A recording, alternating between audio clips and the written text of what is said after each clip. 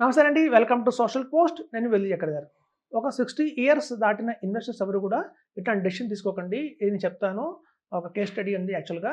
ఎప్పుడైనా 60 ఏళ్ళు దాటిన వాళ్ళు కూడా కంపల్సరీగా తీసుకోవాల్సిన జాగ్రత్తలు కొన్నైతే ఉన్నాయి.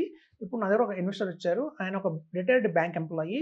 ఆయనకి చాలా మంచి నాలెడ్జ్ ఉంది. మ్యూచువల్ ఫండ్స్ మీద కానియండి, ఆయన చాలా రీసెర్చ్ చేస్తారు. ఈటీ మనీ నుంచి కానియండి, అలా గ్రో యాప్స్ నుంచి కానియండి, అలాగే రకరకాలుగా ఆయన చాలా రీసెర్చ్ చేసి ఇన్వెస్ట్‌మెంట్ చేస్తూ వచ్చారు.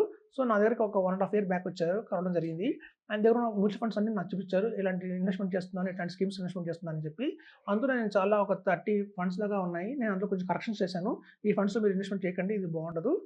ఇవన్నీ కొన్ని కరెక్షన్స్ చేసి కేవలం ఒక 8 ఫండ్స్ పెట్టుకోమని చెప్పాను నేను. సో, యాక్చువల్‌గా ఏంటంటే మా దగ్గరికి మేము చెప్పాము. మీరు కనుక ఈ పోర్ట్‌ఫోలియో దగ్గర మాకు కనుక ట్రాన్స్‌ఫర్ చేస్తే అంటే చేంజ్ ఆఫ్ బ్రోకర్ అంటారు దాన్ని. సో, చేస్తే మేము ఇక్కడి నుంచి కూడా దాన్ని మేము హ్యాండిల్ చేసి మీకు టైమ్ టు టైమ్ చెప్తుంటాము. ఎలాంటి ఫండ్స్‌లో పెట్టుకోవాలి ఏంటి అని. దాని మించి కూడా మనకి రాబోయే రోజుల్లో ఎస్ఐఎఫ్స్ వస్తున్నాయి. అలాగే మీకు ఆల్రెడీ వచ్చేసాయి ఇప్పుడు 1 ½ ఇయర్ బ్యాక్ ఇంకా ఎస్ఐఎఫ్ లేదండి. అప్పుడు చెప్పాను నేను.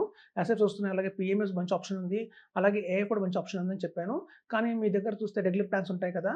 నాకు డైరెక్ట్ ప్లాన్స్ ఉంటాయి. నాకు చాలా అనుభవం ఉంది ఇందులో. నేను చేసుకుంటాను ఇక్కడ అని చెప్పారు. అలాగే ఆయన చేయడంతో కాదు, ఆయన వాళ్ళ డాటర్ కూడా పోర్ట్‌ఫోలియో కూడా ఈయనే మేనేజ్ చేస్తున్నారు. వాళ్ళ డాటర్ బెంగుళూరులో ఉంటుంది. తను సాఫ్ట్‌వేర్ ఇంజినీర్. ఒకతే కూతురు.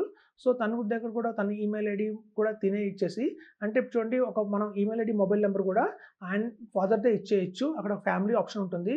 సో, ఈ mobile number, email ID belongs to family అని చెప్తే అది యాక్సెప్ట్ చేస్తుంది.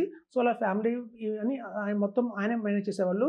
పాపకు జస్ట్ చెప్పేవాళ్ళు ఒక 50,000 ఎయ్యాలి అని చెప్పేసి అంత మాత్రమే తనకు తెలుసు. మొత్తం అంటే ఈయనకే మొత్తం హ్యాండిల్ చేసేవాళ్ళు.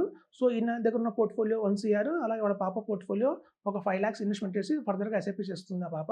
అవి కూడా ఆయనే చూసుకునేవాళ్ళు. అయితే రీసెంట్‌గా ఒక 6 మంత్స్ బ్యాక్ నాకు కాల్ చేసింది వాళ్ళ డాటర్. కాల్ చేసి ఇలా నేను ఫైల్స్ అన్ని చూస్తుంటే మీ విజిటింగ్ కార్డ్ దొరికిందండి.